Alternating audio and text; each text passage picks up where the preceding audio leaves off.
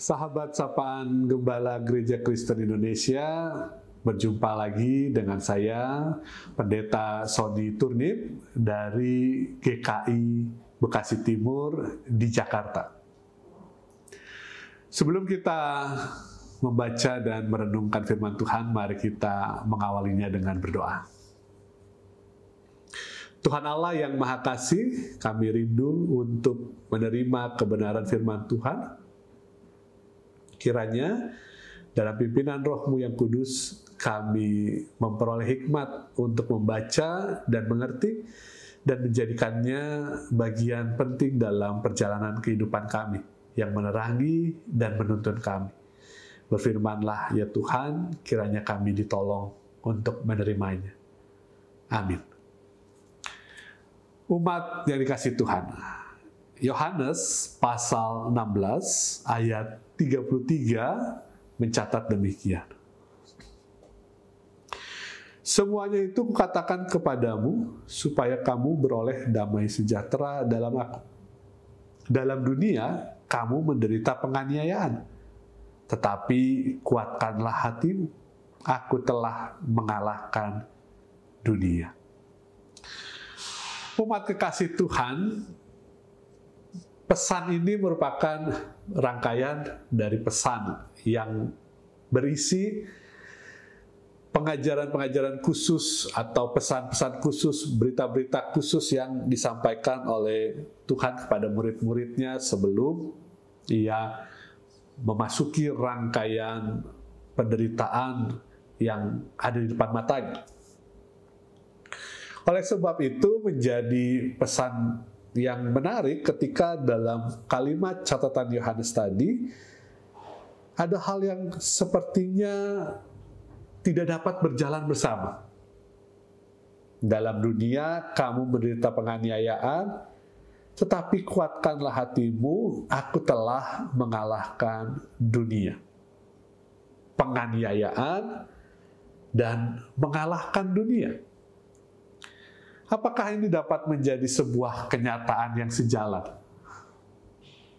Karena bukankah biasanya pemenang atau yang berhasil mengalahkan akan mengalami justru situasi keadaan yang lebih baik, yang nggak cocok kalau dikaitkan dengan penganiayaan, yang pastinya berurusan dengan penderitaan, kesusahan, hal-hal yang mungkin tidak diinginkan oleh manusia.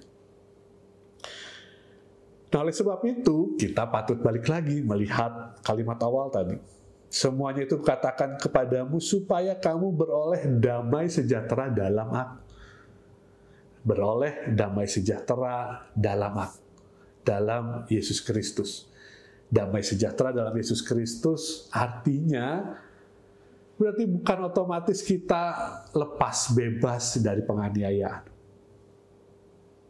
Tetapi juga ini bukan sekedar ayat yang membuat kita hidup dalam penghiburan semata.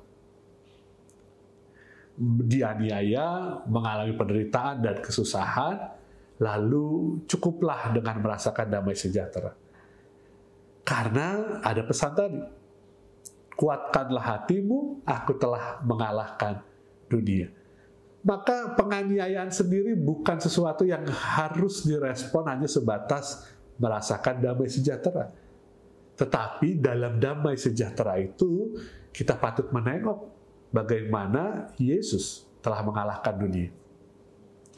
Maka kalau dikaitkan dengan perpisahannya bersama dengan murid-murid, kalimat-kalimat yang hendak menutup perjalanan mereka bersama, ada baiknya kita juga membaca kembali. Yohanes pasal 16 ayat 7-11 mengatakan begini. Tetapi benar yang kukatakan ini kepadamu, lebih berguna bagi kamu jika aku pergi, sebab jikalau aku tidak pergi, penolong itu tidak akan datang kepadamu, tetapi jikalau aku pergi, aku akan mengutus dia kepadamu. Ketika ia datang, ia akan mengisahkan dunia akan dosa, kebenaran, dan penghakiman. Akan dosa, karena mereka tetap tidak percaya kepadaku. Akan kebenaran, karena aku pergi kepada Bapa, dan kamu tidak melihat aku lagi. Akan penghakiman, karena penguasa dunia ini telah dihukum.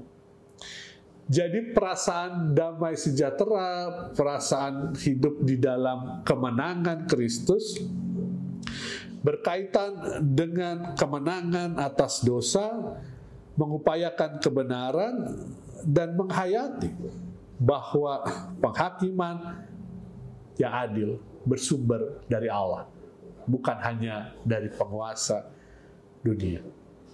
Maka ibu bapak yang dikasihi Tuhan, kisah tentang pesan untuk tetap merasakan damai sejahtera dalam Kristus, berhadapan dengan penganiayaan dan mengingat Kristus yang mengalahkan dunia, berarti bukan cuma sekedar menerima begitu saja, asalkan damai sejahtera.